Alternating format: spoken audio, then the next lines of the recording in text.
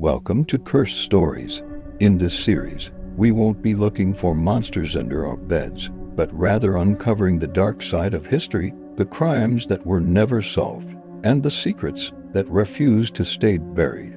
These are stories about minds that were lost, places that were never left, and objects that carry the past's curse. So, close your eyes, breathe deeply, and allow your mind to relax. Every story here is a puzzle, and every puzzle has a price. Now we begin. In 1987, an entire family vanished from their home without a trace, but police found one thing they left behind: an old camera recording the last 24 hours of their lives. What the investigators found was more terrifying than any murder. Detective Richard Carter was a seasoned veteran. He'd worked in the Violent Crimes Division for over 20 years and had seen just about everything. But the Miller family's case was different. There were no bodies, no blood, and no signs of a struggle. Just a clean house, plates on the table, and locked doors. It was as if they had vanished into thin air. The only thing that caught his eye was the old camera, placed on a tripod in the living room, as if it were waiting for someone to find it. He took it to the station, where they played the tape. The beginning was very normal. The family, consisting of the father Mark, the mother Sarah, and the young daughter Lily, was sitting on the couch, laughing and watching television. Lily was holding a cloth doll and playing with it. After about an hour of normal viewing, the mother Sarah began talking to something outside the camera's frame. "Are you okay, dear?" Sarah asked. The father, Mark, looked at her in surprise. "Who are you talking to?" he asked. "To you, Mark," Sarah replied. "I'm here, next to you," Mark replied, pointing to his spot. But the camera, placed on the tripod, showed nothing. It was as if Sarah were talking to thin air. After that, something strange began to happen. The mother would gesture with her hands, as if she were talking to something sitting on the couch next to them. Mark and Lily would laugh, as if they were seeing something very funny. "Look at its face," Sarah exclaimed, laughing. Detective Carter was watching the tape, his face covered in shock. What were they seeing? What was happening? The next night, the real horror began. Lily was talking to something under her bed. Her voice was happy at first. "Come on, come play with me." Then her voice began to turn to terror. "I don't want to play. You're scary." Lily ran to her mother's room, but her mother was sitting on the bed, talking to something invisible. "Don't be scared, Lily, it's just a new friend," the mother said in a voice that was both calm and terrifying at the same time. In the final hours, it was unbearable. The camera in the living room was recording, but no one was in the room. We could only see the shadow of Mark moving quickly in the kitchen, opening and closing doors. We could hear Lily's screams from her room, then the sound of complete silence.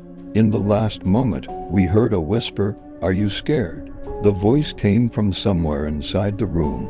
In the last moment, the reflection of the mother, Sarah's face, appeared in the camera, her face trembling with fear, and her eyes were completely empty. Then the recording cut off. They never found the family. There was no trace of them. But what happened to them was clear. They were replaced. The mysterious entity that was talking to them was not just an imagination, but a reality. And when they found that they could not resist it, they decided to separate from their bodies. Detective Carter replayed the tape again and began to notice something. In the moment that Sarah was talking to thin air, there was a faint reflection in her eye, a reflection of something that could not be human. It was something blurred, something without a form. It seemed as if it did not belong to this world. After that, he heard a whisper from the camera, "Are you okay, dear?" It was Sarah's voice. Carter realized that the mysterious entity was not satisfied with just taking the Miller family. It was watching them and watching everything. The next day, Detective Carter was found in his office, sitting in his chair, his eyes completely empty, as if they had never seen anything in their lives. The camera was recording, but it didn't show anything but his shadow moving quickly in the room, whispering unintelligible words, as if something was controlling him. He had become the missing piece of the story. When someone disappears, we leave them behind. But what if they are the ones who choose who disappears? What if it is watching you from a place you cannot see, quietly lurking in a place you cannot imagine? When someone disappears, we leave them behind. But what if they are the ones who choose who disappears? What if it is watching you from a place you cannot see, quietly lurking in a place you cannot imagine? Every morning, when he woke up, he would find the shadow of a man on the wall that didn't look like him. It didn't move or speak, but it always appeared in the same place. It began as a small, insignificant thing, a peculiar trick of the morning light. The man, a freelance artist named Alex, noticed it while sipping his coffee. A perfect, sharp silhouette of a man was cast on the wall of his living room, a place where his own shadow should have been. It was always in the same spot, motionless and silent. At first, he dismissed it as a strange phenomenon caused by the angle of the sun, but as days turned into weeks, the shadow remained unshaken by the changing light. It was always there. Alex began to feel an unsettling presence. The shadow, so perfectly still, felt like it was watching him. He tried to get close to it to touch it, but as he'd approach, the shadow would vanish, only to reappear as soon as he returned to his seat. It never moved from its spot, but Alex felt it followed him with an unseen gaze. A chilling thought occurred to him: what if this shadow was not a trick of the light at all? He started to research his apartment's history and found a local news article from a few decades ago about the mysterious disappearance of a man named David who had lived in the same apartment. The article mentioned a strange detail. David's friends had reported him acting strangely in his final days, staring at an empty spot on his wall, as if he were talking to someone no one else could see. A wave of cold dread washed over Alex as he realized the truth. The shadow wasn't a trick of the light. It was David himself, or what was left of him. It was a reflection of the man who had vanished in that very room. Driven by a mix of fear and morbid curiosity, Alex tried to communicate with the shadow. He spoke to it, his voice trembling as he asked for answers. "What happened to you?" he whispered. The shadow remained silent, but a faint outline of a second, smaller shadow appeared next to it, the shape of a dog. David had owned the dog. A low, guttural growl emanated from somewhere in the room, and Alex's own dog, who had been sleeping peacefully, began to whimper. Alex realized David was trying to communicate not with words, but with an echo of his own experience. He was showing him what had been taken from him. The terror escalated. The shadow no longer remained on the wall. It began to appear in other places: in the reflection of his TV screen, in the window at night, and in the corner of his eye. It was always there, a silent, dark presence mirroring his every move. One evening, as he was painting, the shadow detached itself from the wall and moved. It glided across the floor and stopped behind him. Alex's body froze, a cold sweat breaking out across his skin. He didn't dare turn around. He felt a chilling presence behind him, and a low whisper in his ear. It was his own name, spoken with a voice that was both his and not his. He was now part of the house, a part of its tragic history. The shadow wasn't a part of the man. It was what was left of the man after the real man had vanished. When he finally mustered the courage to look into a mirror, he was met with a terrifying sight. His own shadow was not a shadow at all, but a dark, hollowed-out figure with no eyes and no mouth. It was just a black void. A familiar, dark shadow appeared behind him, looking at him with a menacing gaze. It was him. He was the shadow now, and the man he once was had moved on to haunt the next person who would live there. He had become an echo in a world that had moved on without him. Just as the memory of a man can linger in the walls of a house, some memories of the past can leave an imprint on us so deep that we can't tell what's real and what is just a memory we can't shake. What if those memories are not your own? Just as the memory of a man can linger in the walls of a house, some memories of the past can leave an imprint on us so deep that we can't tell what's real And what is just a memory we can't shake? What if those memories are not your own?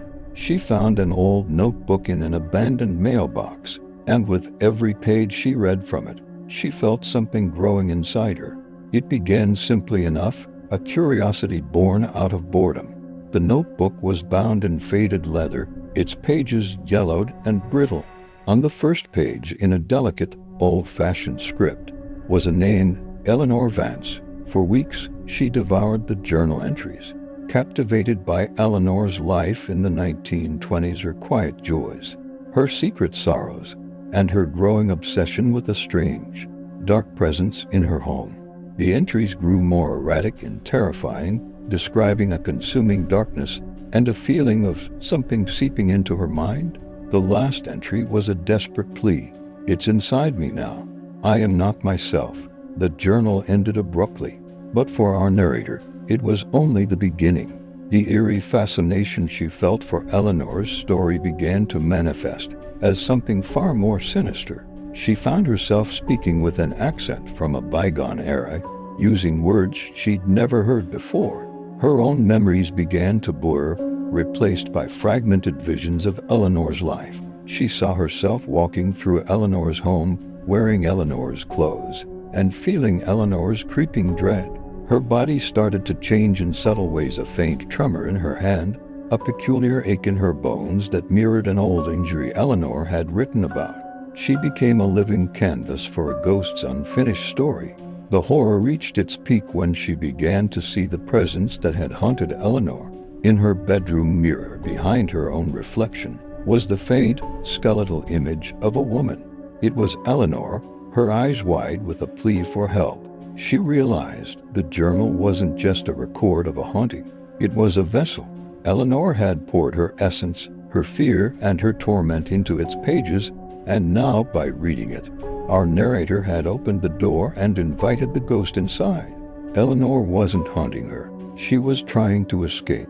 She was a passenger in her own body, watching as Eleanor's spirit, driven mad by the haunting entity, slowly took control. She'd wake up with strange scratches on her arms that matched the ones Eleanor had described, and a new, unsettling desire to lock herself in a dark room. The ultimate terror came with the final realization. There was no haunting entity.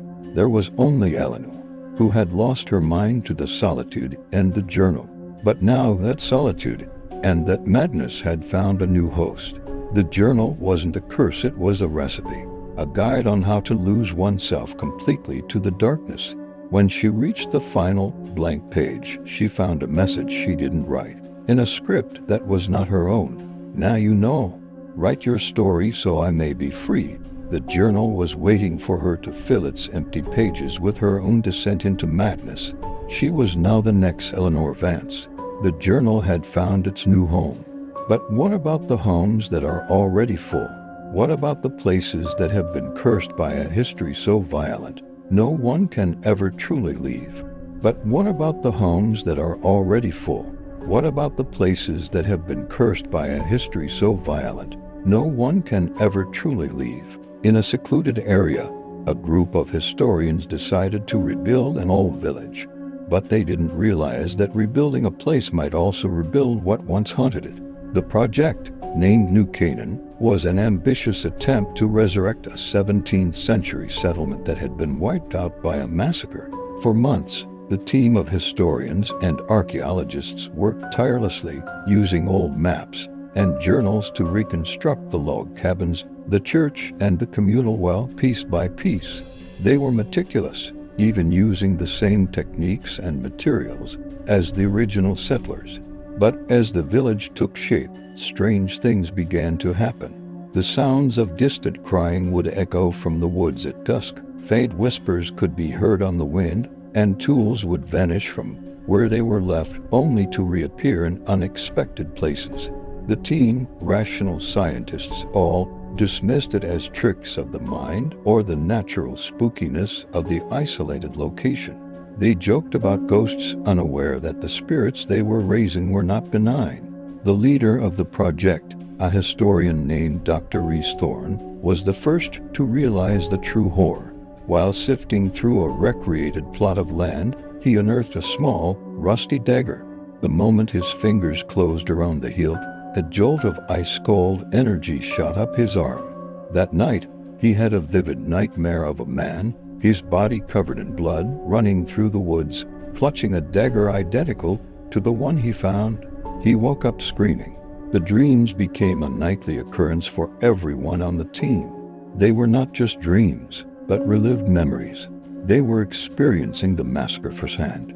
Each night, they would wake up drenched in sweat, their minds filled with the screams of a long-dead community. They tried to leave, but the road leading back to civilization seemed to twist and turn, always leading them back to the village. The whispers in the woods became more distinct. They were no longer just echoes. They were words. "Why did you wake us?" The voices would ask. "Why did you bring us back?" The true horror was that the massacre was not just an event that had happened in the past. It was a curse that was bound to the very land. The villagers had died with a desperate wish for justice, and by rebuilding their homes, the historians had granted their wish, not by giving them peace, but by giving them a chance to avenge themselves. The spirits of the dead, once trapped in the ground, were now free. The living were now the targets. The reenactment they had planned was now a horrifying reality. The team, now trapped in the village, began to turn on each other, driven mad by the ghostly reenactments of the massacre. The whispers turned to commands, urging them to pick up the very tools they had used for construction and turn them against their colleagues. The first to die was a young intern, found with his throat slit by a gardening shears. His death was a mirror of a death from the original massacre. The ghosts were recreating their own deaths, with the living as their puppets. Reese, now the only one left, stared into the well he had helped rebuild. He saw his own reflection, but it wasn't his face looking back at him. It was a face contorted in a scream of terror, holding a dagger. He realized the ghosts didn't want to just kill them. They wanted them to become them. He had become the man from his nightmare, the man who had died with a dagger in his hand. The curse wasn't just on the land. It was a contagion. It wasn't about the places you go. It's about the people you meet. What if the people you meet are not what they seem, not human at all, just a hollow void wearing a face? It wasn't about the places you go. It's about the people you meet. What if the people you meet are not what they seem, not human at all, just a hollow void wearing a face? I saw a man sitting in a crowded cafe, but he had no face, and yet people were talking to him as if he were completely normal. This wasn't a trick of the light or a delusion. This was a cosmic horror story beginning in the most mundane of places. He was just a regular guy sitting in a bustling coffee shop, scrolling through his phone. He'd looked up for a moment to watch the world go by and saw him, a man in a gray suit, sipping coffee and smiling at a woman across the table. Everything seemed normal except for the man's face. It was just smooth, pale skin, no eyes, no nose, no mouth, just a blank, human-shaped canvas. But the woman was talking to him, laughing, and gesturing as if he were the most charming person she'd ever met. Our narrator's heart began to race. He blinked, rubbed his eyes, and looked again. The face was still blank. He tried to get the attention of the barista, but when he turned back, the faceless man was gone. He was so unnerved that he left his coffee unfinished and went home. The next day, he saw another one, a woman with a blank face, walking her dog in the park. People greeted her by name, talking to her about their day. It was as if they couldn't see what he was seeing. He started to pay closer attention, his mind consumed by this terrifying discovery. He realized they were everywhere. The man at the gas station, the woman working at the supermarket, the young couple walking down the street holding hands. They were perfectly integrated into society. He watched as they'd communicate with others, their blank faces moving as if in response to words, their bodies carrying out normal human actions. The horror was in the uncanny normalcy of it all. They weren't hiding, they were just there, and no one else seemed to notice. He decided to confront one of them. He followed the woman from the park to a quiet street and called out to her. "Excuse me," he said, his voice shaking. The woman stopped and turned to him, her face a smooth expanse of skin tilted slightly as if in curiosity. The silence was deafening. He couldn't bring himself to ask the question on his mind. He just stared, and in that moment, he saw it. The woman's blank face rippled, a small, subtle distortion, and for a fleeting second, he saw a pair of eyes staring at him from beneath the skin, a look of ancient, cold malice. He ran, filled with a panic so profound it left him breathless. He realized they weren't just blank-faced people, they were something else. They were a collective, a species that had perfected the art of imitation. They were placeholders, filling the voids left by missing people. And they were always looking for the next person to replace. The horror deepened when he started to notice the subtle signs in the people around him. The friend who suddenly started using a new phrase. The family member who had a new habit. He realized the faces he was seeing were not their true faces, but a skin that was a copy of the human they had replaced. The blank faces were the ones that had not yet been filled. The ultimate terror was the feeling that no one could be trusted. Was his wife still his wife? Was his mother still his mother? He'd look into their eyes searching for a sign of the truth, but found nothing. He began to see his own face in the reflection of a shop window, and he swore he could see a small, almost imperceptible ripple on his own forehead.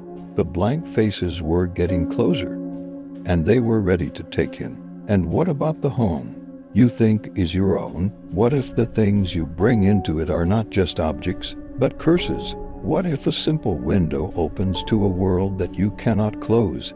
And what about the home you think is your own? What if the things you bring into it are not just objects, but curses? What if a simple window opens to a world that you cannot close? In his new house, he found a window in his bedroom that he couldn't close. Every time he would latch it shut, he'd find it open in the morning, and with it, something new.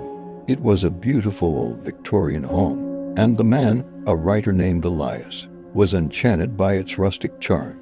He had spent his first few days settling in, but he couldn't shake the feeling that something was wrong with his bedroom. The air felt colder, and a faint, musty smell lingered, no matter how much he cleaned. He soon discovered the source of the chill, the window. No matter how hard he tried, the latch wouldn't hold. He'd push it down, hear the click, and feel the cold air dissipate, only to wake up to a freezing room and an open window. At first, he found it frustrating, assuming it was just a mechanical issue. He called a carpenter, who looked at the window, puzzled. It appeared to be in perfect working order. The carpenter relaxed it, a look of confusion on his face, and left. The next morning, it was open again. But this time, something was different. Lying on his windowsill was a single, black feather. It was clean and perfectly formed, an impossible thing to have blown in from the street. He found a small stone the next day, a shard of what looked like obsidian, a rock not found in the area. The items became more disturbing as the days went on. A lock of dark, human hair, a dead, perfectly preserved spider, a small, crudely carved wooden effigy. Elias was terrified. He'd barricaded the window with furniture, nailed it shut with boards, and even considered boarding up the entire room. But every morning, the barricade would be pushed aside, the nails removed as if by an unseen hand, and the window would be open. The objects would always be there, a macabre collection of trinkets from a world he didn't understand. The horror intensified when a child's toy, a rusted tin soldier, appeared on his windowsill. It looked ancient, but its eyes seemed to follow him as he moved around the room. He realized these weren't just objects. They were offerings. The window wasn't just a window. It was a gateway. Something from the other side was trying to communicate with him, or worse, enter his world. One night, he stayed up, determined to see who or what was opening the window. He sat in the corner of the room, hidden by shadows, and watched. At exactly 3 o'clock a.m., he heard a faint click. The latch unfastened itself, and the window slowly, silently creaked open. The cold air rushed in, carrying a sound with it, a faint, rhythmic scratching. From the other side of the window, he saw a slender, pale hand with long, unnaturally thin fingers push through the opening. It was followed by a head, its face obscured by shadow, a faint whisper escaping its lips. It wasn't a whisper of words, but a single, terrifying sound, a low, gurgling hum. The entity was coming for him. He realized the objects were not just offerings. They were anchors. Every object it had given him was meant to pull it closer to his world, to create a bond between them. The final object was a small, ornate key, which appeared on his windowsill after he woke up. He ran to the door, but it was locked. The key was his. He had to use it. The horror was that he was not only trapped, but he was an accomplice. He had been willingly accepting gifts from a world he didn't know, and now he had to pay the price. The entities weren't just coming for him. They were coming because of him. The window was a door, and he was the one who was holding it open. Some curses are not on places, but on sound. What if the sounds you hear are not from this world, not from the present, but from a terrifying event that happened long ago, a sound that refuses to fade? Some curses are not on places, but on sound. What if the sounds you hear are not from this world, not from the present, but from a terrifying event that happened long ago, a sound that refuses to fade? Every night at 1:15 a.m., I would hear the sound of a train passing my house, but there were no railway tracks anywhere nearby. It started shortly after he moved into the old house on the outskirts of town, a quiet, peaceful place, far from the city's noise. The first time he heard it, he thought he was dreaming. The unmistakable sound of a train whistle, followed by the clatter of steel wheels on a rail, the low rumble of an engine. He checked his phone and saw the time, 1:15 a.m. He shrugged it off as a passing freight train he hadn't noticed on the maps. But the next night, the sound returned at the exact same minute. He started keeping a log. Every single night, at precisely 1:15 a.m., the phantom train would pass by his window.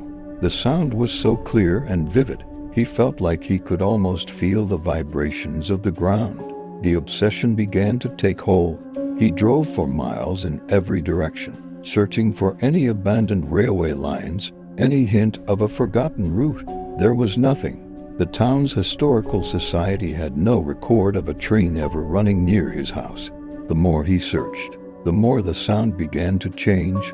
The whistle, once just a mournful cry, started to sound like a human scream.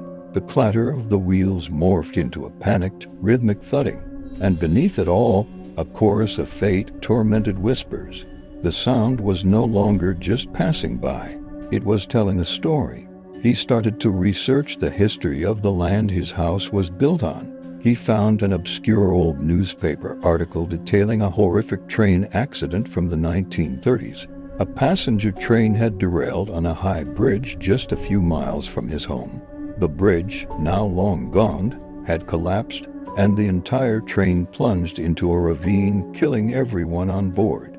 The tragedy had been so complete and so devastating that the local authorities had simply filled in the ravine, burying the wreckage and its victims, leaving the site as an unmarked mass grave. A chilling realization dawned on him. The sound wasn't a memory of a train passing. It was a ghost of the train as it fell. The whistle was the scream of the passengers. The clatter of the wheels was the sound of the wreckage hitting the ground. And the whispers were the voices of the dead, trapped in a constant, nightly loop of their final moments. He started to feel a terrifying presence in his home, as if the ghosts of the train were now visiting him. He'd wake up to the feeling of cold hands on his skin and the smell of old, damp iron. The whispers grew louder, more personal. "Come with us," they would say. "We have a seat for you." He knew the ghosts didn't want him to just hear their story. They wanted him to join their ride. He tried to leave the house, but as he reached his car, he heard the train whistle right behind him.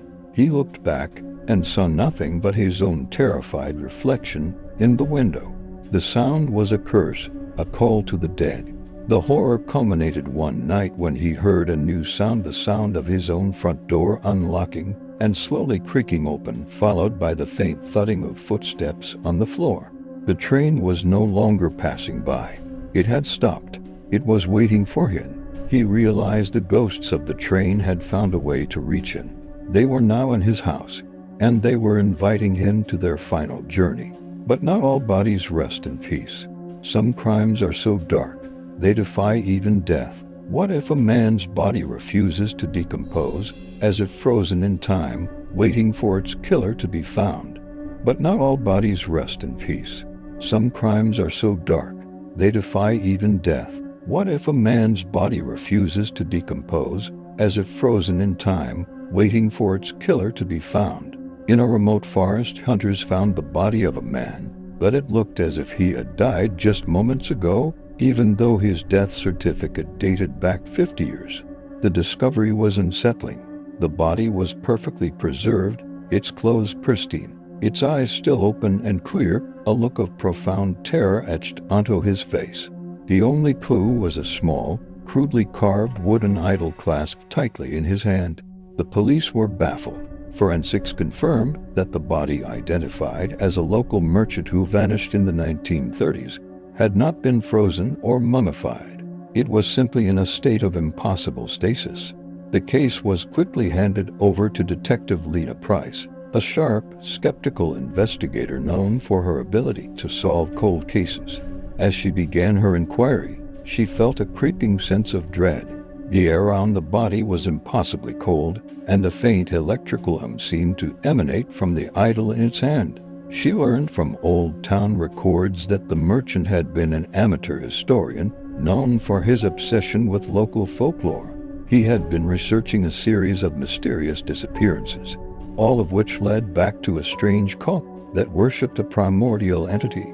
The cult was rumored to use dark magic to protect itself and its secrets. Lena's investigation led her to the last known location the merchant was seen alive, a crumbling old shack in the heart of the forest, filled with ancient books and arcane symbols. The symbols were drawn in what looked like blood, and a terrifying symbol of a serpent devouring its own tail was everywhere. As she sifted through the dusty papers, she found the merchant's final journal entry. It was frantic and desperate, describing how the cult had caught him spying on them, and how their leader, a powerful sorcerer, had performed a dark ritual on him. The sorcerer's curse wasn't meant to kill him, but to preserve his body as a testament to his own power. He had been cursed to remain in a state of suspended animation, his body a macabre shrine to the sorcerer's dark magic. But the journal revealed another, more chilling detail. The merchant's soul was still trapped inside his unchanging body, screaming in silence, a witness to everything, unable to move or speak, his life frozen in time. The body was not just an exhibit, it was a living prison. The horror deepened when Lena realized the curse was not meant to last forever. The merchant's body was waiting for its killer, the sorcerer, to return. The perfectly preserved body was a living time bomb, and when it finally decomposed, it would unleash a wave of pure, unbridled malice. The sorcerer had left the body as a warning and as a promise of his return, but the sorcerer had vanished, and the body had been waiting for 50 years. Lena felt a profound empathy for the man's suffering. She decided to try to break the curse, to give him a peaceful death. As she touched the idol in his hand, a blinding flash of light filled the room, and she was transported back in time. She saw the sorcerer performing the ritual on the merchant, but the ritual was not what she thought it was. It was a binding ritual, meant to trap the soul of the sorcerer in the merchant's body, so that his own body could not be found. The sorcerer, now a disembodied spirit, was the one screaming in silence. The merchant's body was a prison, but not for the merchant. It was a prison for the sorcerer himself. Lena realized the man was not a victim, but a hero. The curse was meant to protect the world, not to harm it. She had to leave the body as it was, to prevent the sorcerer from ever escaping. She returned to her time, and as she did, she saw the body of the merchant for a moment, and its eyes, for the first time, looked at her with gratitude. She had to make a choice. She left the body where it was, knowing that her silence was the only thing that could keep the world safe. She never spoke of the case again. The body remains there to this day, a silent guardian. Some objects also refuse to let go of their past. What if a simple toy, a doll from your childhood, has a secret, dark memory of its own? Some objects also refuse to let go of their past. What if a simple toy, a doll from your childhood, has a secret, dark memory of its own? When I was a child, I had a doll I would talk to, but I didn't know the doll was listening to everything, and that it would never forget. Her name was Penny, and she was a small, porcelain-faced doll with wide, innocent blue eyes and a dress made of faded lace. To a lonely child, she was the perfect confidant. I told her all my secrets, my fears of the dark, the boy who made fun of me at school, and the secret hideout I had in the woods behind my house. Penny never spoke, of course, but her silent, unblinking gaze felt like a promise of trust. I believed she was my only true friend. Decades passed, and I moved on from childhood games. Penny was packed away in a dusty attic box, a forgotten relic of a simpler time. I rarely thought about her, but then my life began to unravel. It started with small things. A new colleague at work, a man I'd never met, called me out on a childhood fear I'd shared with no one else, my fear of spiders. I dismissed it as a coincidence, but then my closest friend, whom I trusted implicitly, started making hurtful jokes about a boy named Liam, the very boy from my childhood whom I'd told Penny about. The incidents became more sinister. A small, carefully crafted map of my childhood hideout, drawn with what looked like my own hand, appeared on my doorstep. I didn't remember drawing it. A cold dread settled in my stomach. The secrets I had whispered to a doll in the dark were now being used against me. It could only be one person. I returned to my parents' house, my mind consumed by the terrifying possibility that Penny was somehow involved. I went into the dusty attic, found the box, and opened it. Penny was sitting there, her eyes as wide and blue as ever, but something was different. A faint, unsettling smell of decaying wood filled the air, and her porcelain face seemed to have a faint, almost imperceptible crack on its surface. I picked her up, my hands trembling. As I held her, I felt a jolt, a sudden, overwhelming rush of memories that were not my own. I saw a little girl, a century ago, sitting in a room identical to my childhood bedroom, whispering to a doll just like Penny.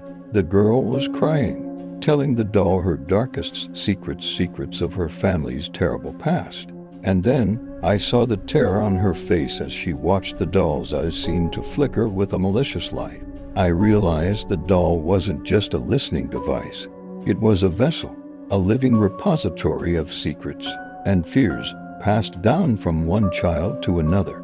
And the doll, driven by a deep, sadistic hunger, was now using its knowledge to torment its current owner. I looked into Penny's wide, unblinking eyes, and in their depths I saw a flicker of my own reflection, distorted and small. But also, I saw a flash of the little girl from the past, screaming in a silent, terrifying panic. The doll wasn't haunted by a single ghost. It was a prison for all the children who had ever confided in it. The doll's eyes were not just looking at me.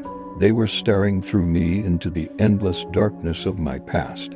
I dropped the doll, horrified. But as it fell, I heard a voice, my own voice as a child, high-pitched and small, whispering a terrible secret I had completely forgotten. The doll was using its knowledge to break me piece by piece. The final horror was the realization that the doll was just getting started. It would never forget, and it would never stop. And as I turned and ran, I swore I heard a faint, high-pitched giggle echo from the dusty attic. Not all terrifying things are found in objects. What if a vast, living place, like a forest, has a memory of its own? What if it doesn't kill you, but makes you forget who you are? Not all terrifying things are found in objects. What if a vast, living place, like a forest, has a memory of its own? What if it doesn't kill you, but makes you forget who you are? I entered a remote forest to look for my friend who had disappeared there a week ago, but I started to forget why I was there. Alex had always been fascinated by the old-growth forest known as the Whispering Woods. He loved its serenity, its vastness, and its ancient silence. But a week ago, his friend, Mark, an experienced hiker, went in and never came out. The police conducted a search, but after 3 days, they gave up, citing the impenetrable nature of the woods. Alex, however, couldn't let it go.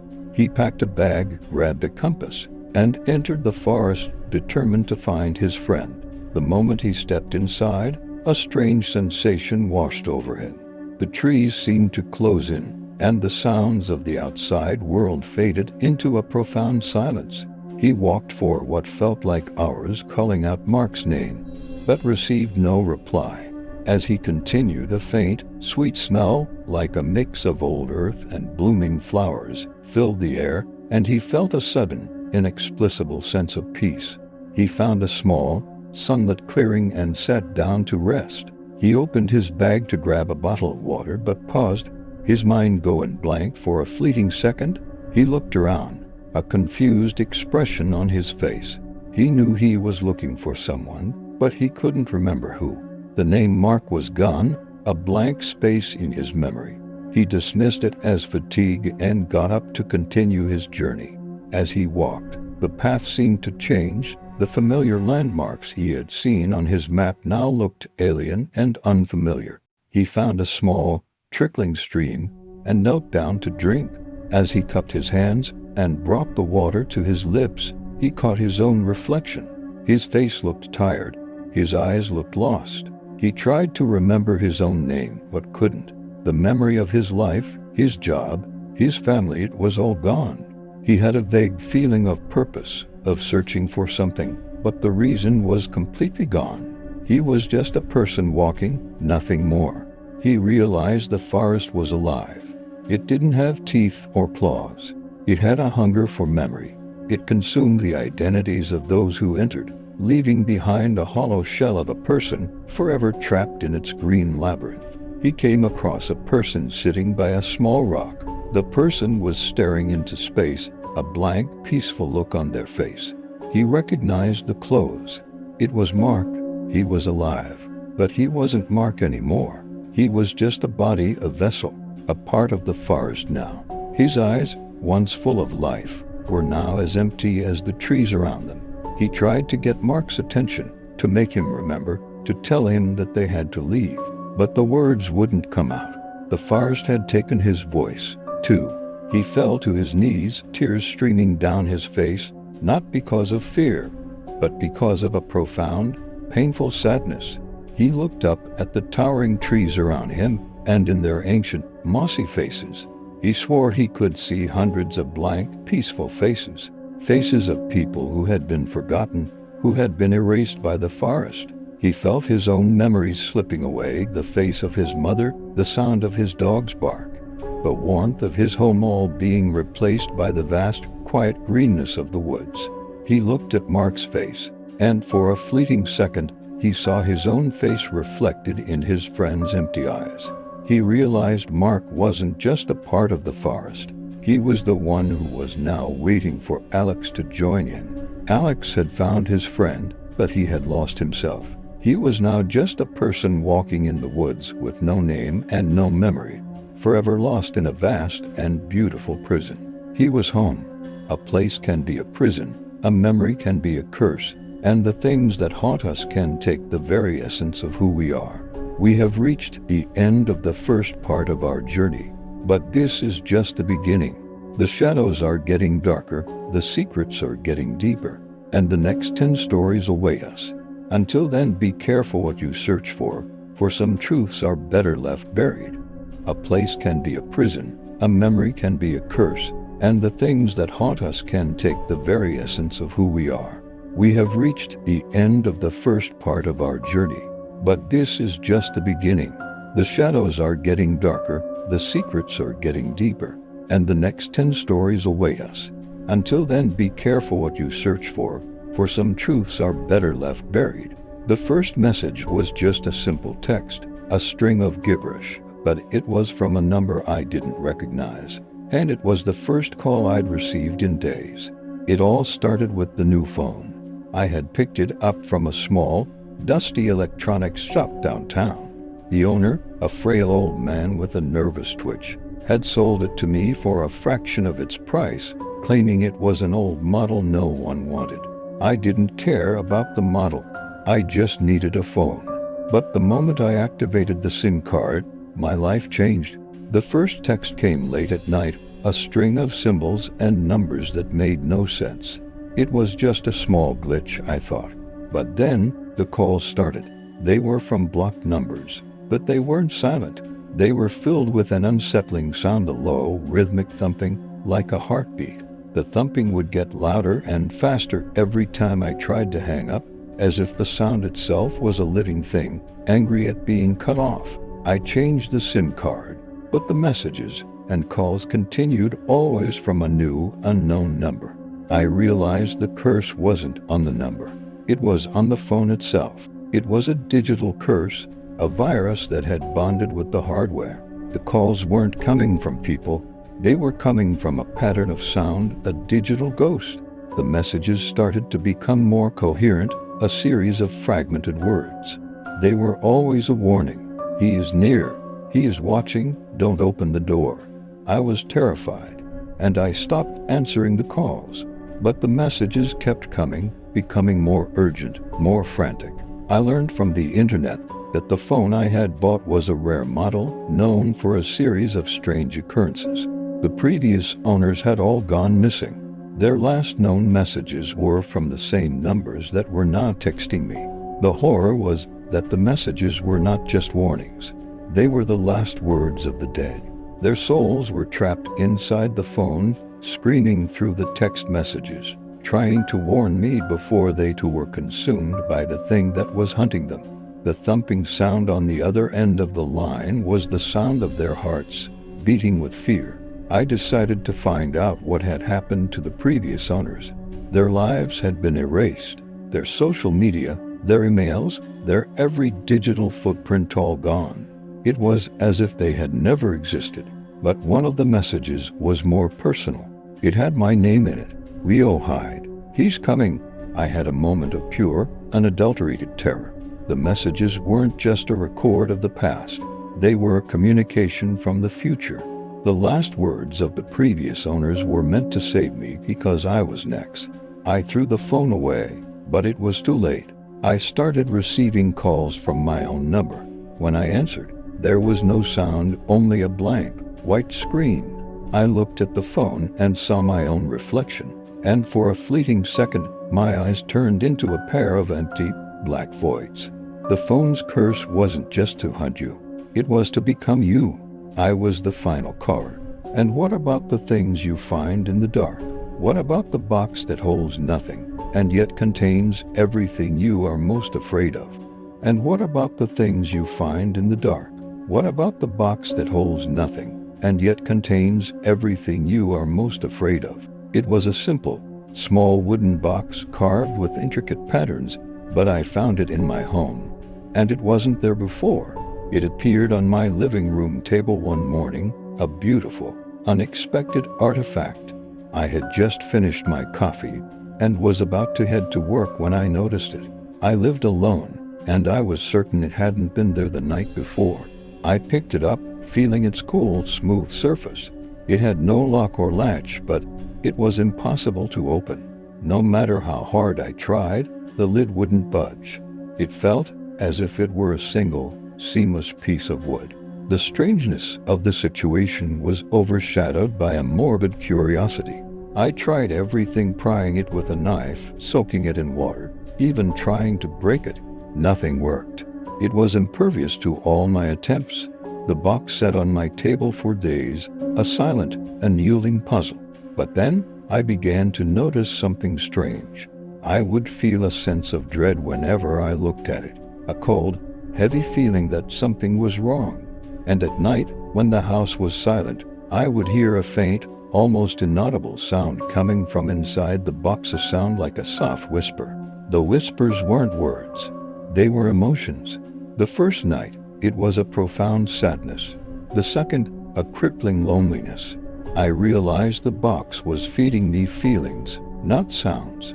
It was a vessel, not for objects, but for emotions. The horror deepened when the emotions began to mirror my own fears. A night of intense anxiety about my future was met with a chorus of frantic, whispered terror from the box. A dream about a forgotten childhood fear of a monster in my closet was echoed by a sound like a child's panicked breathing from within the box. It was taking my fears and amplifying them. It was a parasitic object, feeding on my dread. I decided to get rid of it. I wrapped it in a towel and took it to a nearby lake, where I threw it into the deepest part of the water. I watched as it sank, the silence of the lake replacing the whispering of the box. I felt a sense of profound relief. But when I returned home, the box was on my kitchen counter. It was soaking wet, but otherwise unchanged. A low, rhythmic thumping sound, like a heartbeat, was coming from inside it. My fears were not just being amplified now. They were being given a life of their own. The box had become a heart, a living organ of my terror. The horror reached its peak one night when I woke up to a new sound. It was the sound of a small, thin scratching coming from inside the box. It was a persistent, rhythmic sound like fingernails scraping on wood. It was a desperate sound, as if something was trying to get out. I realized the box was not just a vessel for emotions. It was a prison. It was a prison for a creature made of fear. It had been drawing my dread, my anxieties, and my loneliness, and it was now using them to form a body. I could hear it growing, its fragile form solidifying inside the box. I knew I couldn't open it, but I also knew that if I didn't, the creature would break out on its own. I ran to the living room, terrified, and looked into a mirror, but what I saw wasn't my reflection. It was the reflection of a person with no face, just a single, empty void where a mouth should have been. I looked back at the box, and a single agonizing scream tore through the night, a sound that was both my own and not my own, echoing the horror that was now not just inside the box, but inside me. The box had opened its prison, but it was I who was trapped. Some fears are so powerful, they can manifest as real people. What if you saw a man you didn't know sitting at your table, and you realized he had always been there, just waiting for you to see him? Some fears are so powerful, they can manifest as real people. What if you saw a man you didn't know sitting at your table, and you realized he had always been there, just waiting for you to see him? The first time I noticed him, he was sitting on my front porch, reading a newspaper. I didn't recognize him, but I thought he was maybe a neighbor I hadn't met yet. He never moved, his eyes fixed on the paper, and I went about my day. But the next morning, he was there again. Same suit, same newspaper, same quiet stillness. I waved, but he didn't respond. I started to feel uneasy.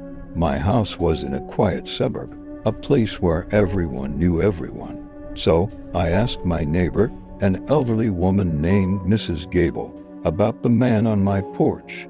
She looked at me with a confused expression. "What man?" she asked. I described him in detail, but she just shook her head. "There's no one on your porch, dear. You've been living alone for months." I went back to my house and looked at my porch. He was still there, sitting calmly, reading his paper. I felt a cold knot form in my stomach. Was I losing my mind?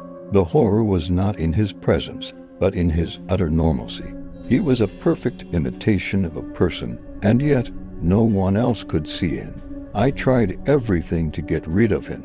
I'd stand in front of him, block the light, even spray him with a water hose. The water would pass right through him, and he wouldn't even flinch. He just sat there, a permanent, silent fixture on my porch. I felt a profound sense of isolation. I was the only person who could see this silent observer, this ghost that was so terrifyingly real. My life began to revolve around him. I'd watch him from the window, trying to figure out what he was.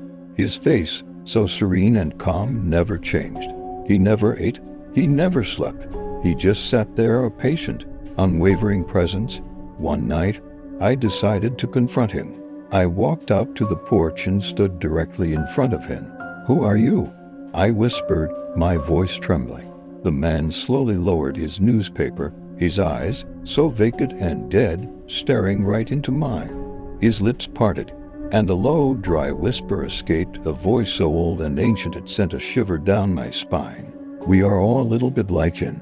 We are all waiting for someone to see us." The horror of his words was that they were true. He was a manifestation of my own loneliness. He wasn't a ghost. He was a curse, a living representation of my own isolated existence. I had been so alone, so disconnected from the world, that my mind had created a person to fill the void. He was a reflection of my inner self, and he was getting stronger. The next morning, I woke up to a new horror. There was another man on my porch, and another one, and another one. A whole row of them, all sitting silently, all reading their newspapers. They were all faceless, and their eyes, when they looked up at me, were all empty. They were the friends I had never made, the family I had never had, the people I had always wanted to see. The horror was not that they were there. It was that I was the one who had created them. The man on the porch was the first. The others were the ones who had followed him. They were the shadows of my own emptiness. The only thing I could do was to pretend they weren't there, to walk past them and to ignore them, just as the rest of the world had ignored them all along. But what about the spaces in our homes that are supposed to be safe? What if there is a room in your house that is completely silent, and the silence is a lie? What if the quiet is waiting for you to scream? What if a vast, living place, like a forest, has a memory of its own? What if it doesn't kill you, but makes you forget who you are? In his new house, he found a room that was completely silent, a place where no sound could be heard, and where no sound could be made. The house was perfect, a cozy, 3-bedroom suburban home with a spacious backyard and a big kitchen. But there was one room in the house that was different. It was a small room at the end of the hallway, a guest room that he had planned to turn into an office. The moment he stepped inside, he noticed it. The room was unnervingly quiet. No sound from the street, no hum from the refrigerator, no creaks from the old wooden floors. It was as if sound itself had been turned off. He clapped his hands, and the sound was swallowed, gone without an echo. He tried yelling, but all he heard was a faint, muffled whisper. He was terrified, but also intrigued. He tried to explain it away with acoustics, with old house construction, but nothing made sense. The room was a sound vacuum, and it was a terrifying mystery. The horror deepened when he started to use the room for his writing. He would sit in a chair, a blank page in front of him, and try to write. But every time he did, he would feel a strange, disorienting sensation, a feeling of being completely detached from the world. He'd spend hours in the room, only to find that only minutes had passed. He realized the room didn't just consume sound, it consumed time. The room was a pocket dimension, a place where time and space were distorted. The silence wasn't a lack of sound. It was the sound of a void, a place where nothing existed, and he was now a part of it. The psychological horror of the room was that it was slowly eating away at his sanity. He would spend hours in the room working, and when he would come out, his wife would ask him where he had been all day. He'd tell her he was working, but she'd tell him he had only been gone for an hour. He was losing his grip on reality. The room was his prison, and he was a prisoner of his own making. The horror reached its peak one night when he heard a sound from inside the room. It was a faint whisper, a sound that was so familiar, he couldn't place it. He opened the door and stepped inside. The room was dark, but he could see something in the corner. It was a shadow, a thin, gaunt figure sitting in a chair, its head tilted slightly, as if it were listening. He felt a cold dread in his stomach. The shadow turned its head and looked at him, and in its eyes, he saw a reflection of himself. It was a reflection of the time he had lost in the room, the hours, the days, the years. The shadow was the part of him that was gone, a part of him that was now trapped in the room, a silent and moving ghost.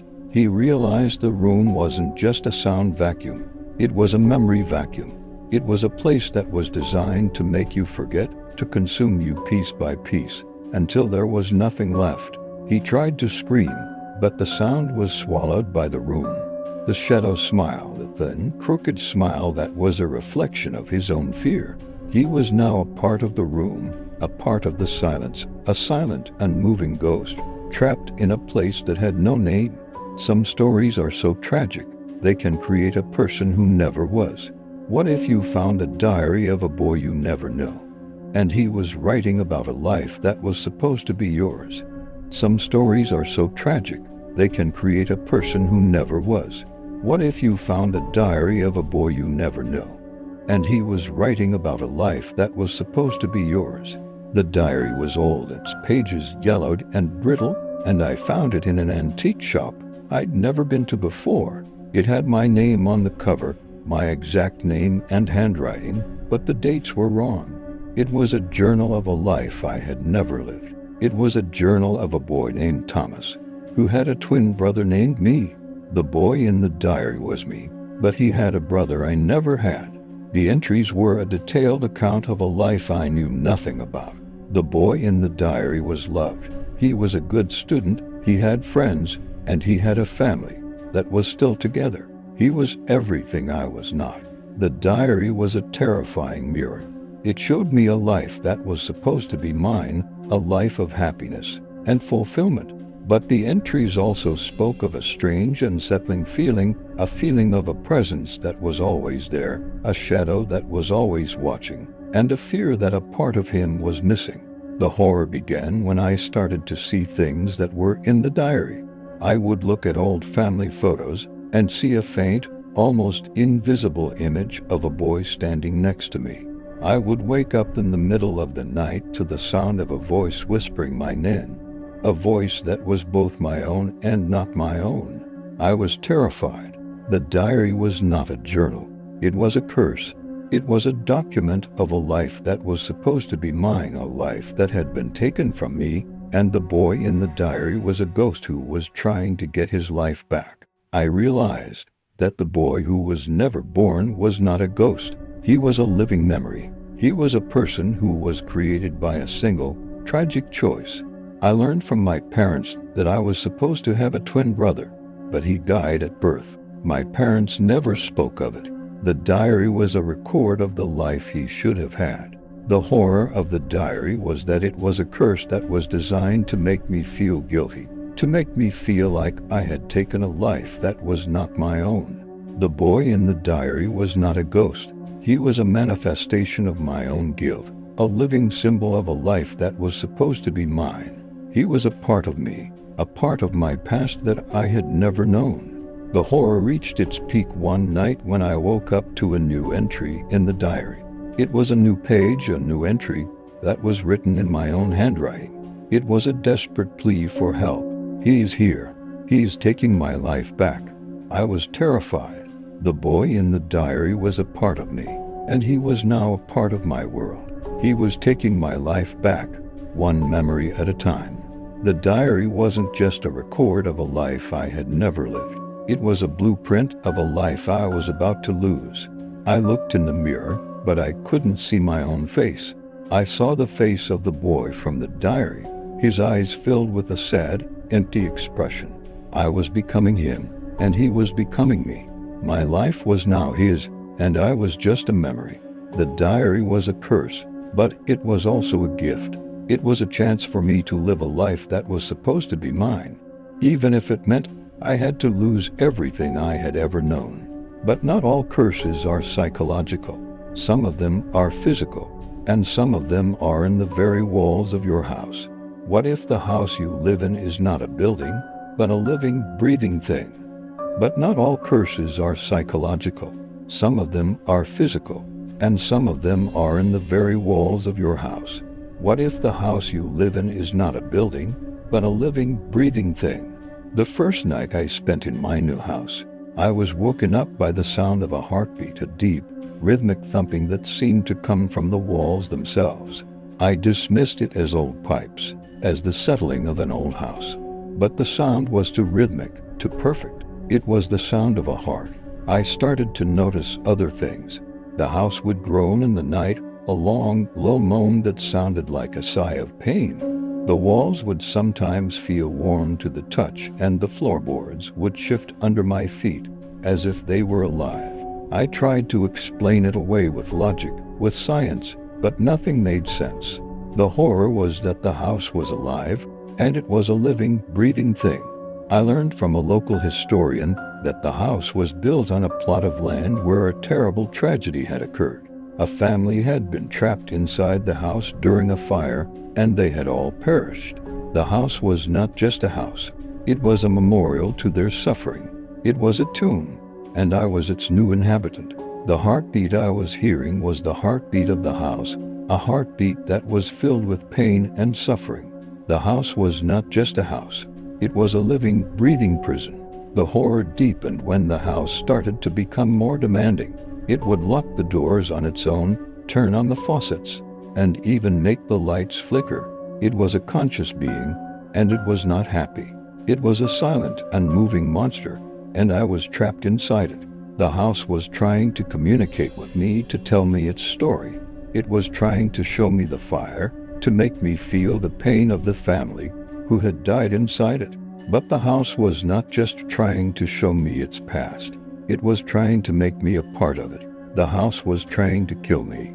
It would make the stairs creak when I was walking on them. It would make the floorboards shift, and it would make the walls move. It was a living, breathing prison, and it was trying to crush me. The horror reached its peak one night when I woke up to a new sound. It was the sound of a low, gurgling cough, a sound that was coming from the walls themselves. I was terrified. The house was not just a living, breathing thing. It was a sick, dying thing. It was dying, and it was trying to take me with it. I tried to escape, but the doors were locked, and the windows were sealed. The house was a prison, and I was a prisoner. I could feel its walls closing in on me, its heartbeat getting faster, its moans getting louder. It was a silent, unmoving monster, and it was getting ready to devour me. I was now a part of the house, a part of its tragic history.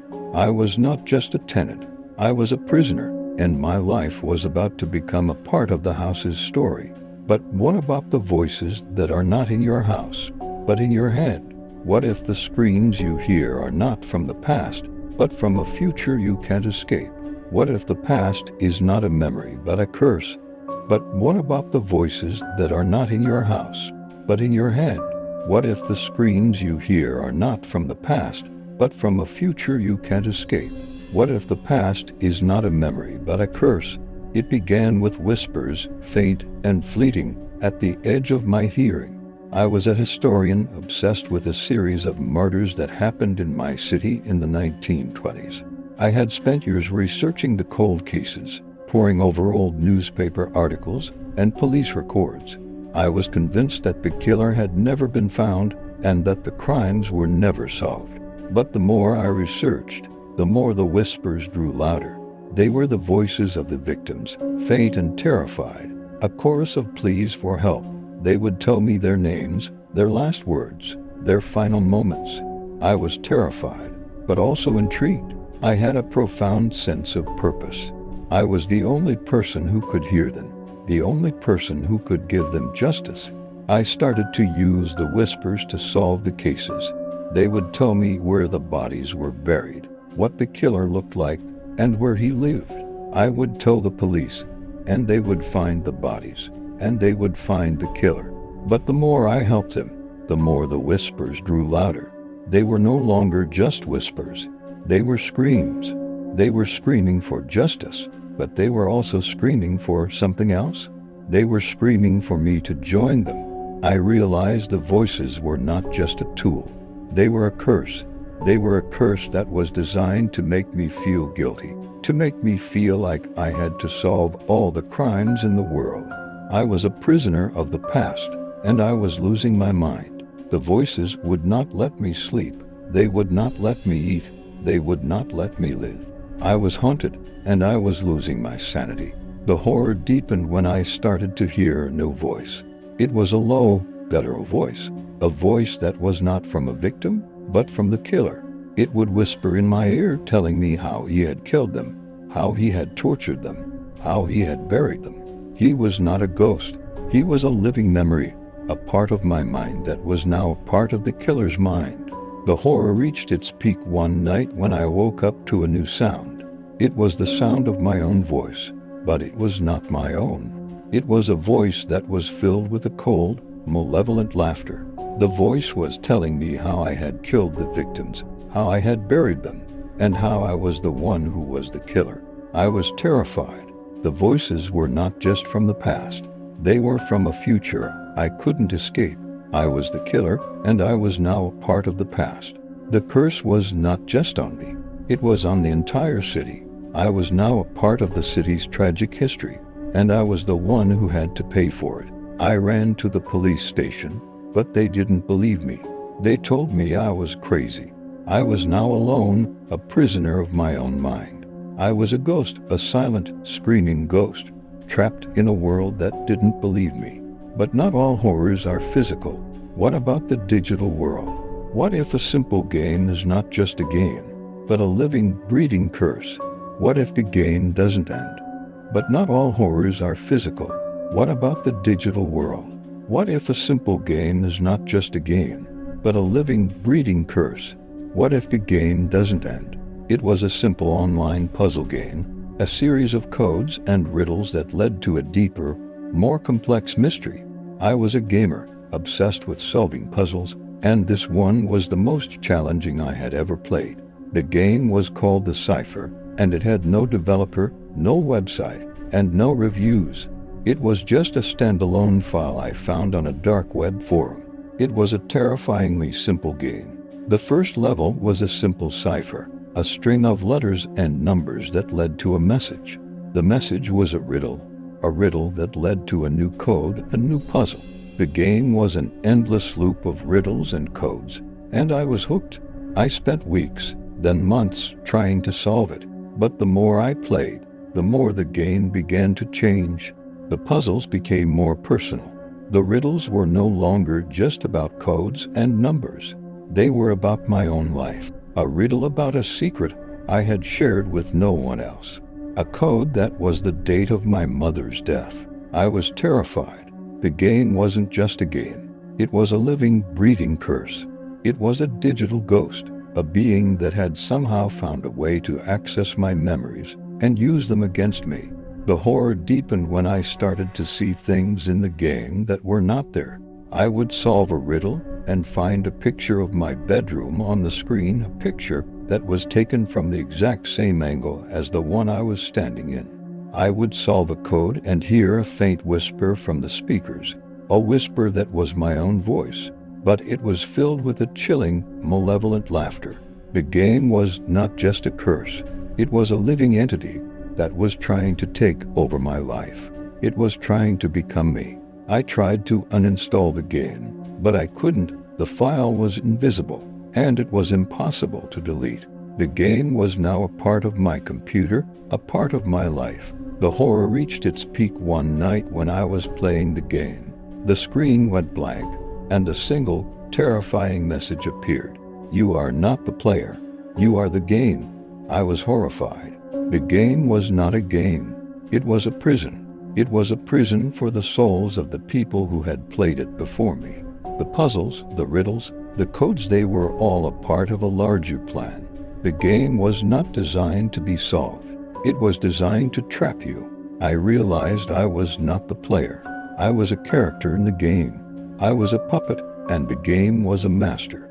I was a prisoner, and my life was about to become a part of the game's story. I tried to scream, but no sound came out. The game had taken my voice, too. I was now a silent, screaming ghost, trapped in a digital world that was not my own. The game was not just a game. It was a living, breathing curse. It had found a way to access my memories and use them against me, and now it was a part of my life. What about the things you find in your home? The things that you think are harmless, but they are not. What if a simple photo album of strangers is not a collection of memories, but a record of a curse? What about the things you find in your home? The things that you think are harmless, but they are not. What if a simple photo album of strangers is not a collection of memories, but a record of a curse? I found it in my grandmother's attic, a thick, leather-bound photo album with no name on the cover. I thought it was a family heirloom, a collection of old photos of my ancestors.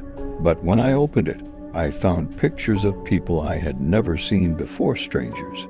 They were all black and white photos, old and faded, and they were all looking at the camera with a profound sadness in their eyes. I was intrigued. I spent hours poring over the photos, trying to understand who these people were, but I couldn't find any information about them. The horror began when I started to see something in the photos that wasn't there before. A faint, almost imperceptible shadow behind one of the men. A thin, skeletal hand in the corner of another picture. The album was not a collection of memories. It was a record of a curse. The people in the photos were all victims, and the album was a record of their deaths. I was terrified. I tried to get rid of the album, but I couldn't. It was impossible to burn, and it was impossible to tear. It was as if the album was a living, breathing thing, a thing that was a prison for the souls of the people in the photos. The horror deepened when I started to see myself in the photos. At first, it was a faint, almost invisible reflection in a window in the background of a picture. But then, I was a part of the photo, a silent, unmoving ghost in the corner of a picture, a person who was a part of a curse. I realized the people in the photos were not just victims. They were also a part of a curse. They were a part of a curse that was designed to trap the souls of those who looked at the album. The album was not a collection of memories. It was a curse. The horror reached its peak one night when I woke up to a new photo in the album. It was a picture of me, but I was not alone. I was standing next to a man with a dark, gaunt face, and he was smiling at me. I was terrified. The man in the picture was the killer, and he was now a part of my life. I was not just a part of a curse. I was a part of a murder. I was a victim, and I was next. I ran to the mirror, but I couldn't see my own face. I saw the face of the man from the picture, his eyes filled with a cold, malevolent laughter. I was becoming him, and he was becoming me. My life was now his, and I was just a memory. The album was a curse, but it was also a gift. It was a chance for me to become a part of a murder, to become a part of a curse, to become a part of a story that was not my own. But some mirrors don't reflect what you want to see. What if the mirror in your house is not a mirror, but a window to a world that doesn't exist? What if the person you see in the mirror is not you? But some mirrors don't reflect what you want to see. What if the mirror in your house is not a mirror, but a window to a world that doesn't exist? What if the person you see in the mirror is not you? It was a beautiful antique mirror, a large, ornate piece with a gilded frame that I found in an old abandoned house. I bought it from a collector for a very low price, and I hung it in my bedroom, thinking it would add a touch of elegance to the room. But as soon as I hung it, I felt a strange, unsettling feeling. The room felt colder, and a faint, musty smell lingered in the air. I dismissed it as the smell of an old house. But the next morning, as I looked in the mirror, I saw something that wasn't there. I saw a thin, pale face behind me, a face with no eyes, just two hollowed-out sockets. I was terrified. I turned around, but there was nothing there. I looked back at the mirror, and the face was gone. I told myself it was just my imagination, a trick of the light, but I couldn't shake the feeling of dread. The horror deepened when I started to see things in the mirror that were not real. I would look at my reflection and see a different person, a person with a twisted, malevolent smile, a person with a pair of cold, dead eyes. I was seeing a reflection of a person that was not me, a person that was a part of a curse. I realized the mirror was not just a mirror. It was a window to a different world, a world where a person's reflection was not their own. The mirror was a gateway, and the person I was seeing was a ghost, a silent, screaming ghost who was trying to get out. The horror reached its peak one night when I woke up to the sound of glass breaking. I ran to the mirror, but it was not broken. The glass was intact, but the reflection was not mine. I saw the person with the twisted, malevolent smile, a person with a pair of cold, dead eyes. But this time, the person was smiling, and his mouth was moving. "We have been waiting for you," he whispered. I was terrified. The mirror was not just a mirror. It was a curse. It was a curse that was designed to make me feel guilty, to make me feel like I was not the person I thought I was. The person in the mirror was a part of me, a part of my past that I had never known. The horror of the mirror was that it was a living, breathing thing. It was a silent, unmoving monster, and it was now a part of my life. The person in the mirror was not a ghost. He was a living memory. He was a person who was created by a single, tragic choice. I realized that I was the one who had been living a lie. The person in the mirror was my true self, a part of me that I had been hiding from the world. The mirror was a curse, but it was also a gift. It was a chance for me to see the person I was supposed to be, even if it meant I had to lose everything I had ever known. The mirror had a way of showing you the truth, and the truth was terrifying. The curse was not on the mirror. It was on me, and now my life was a part of the mirror's story. We have come to the end of our journey, but the shadows are still with us. The secrets we have uncovered, the curses we have revealed, and the fears we have faced, they are all part of us. The horror is not in the things we see, but in the things we don't. The horror is in the things we don't know, and the things we are too afraid to face. The stories have ended, but the shadows remain.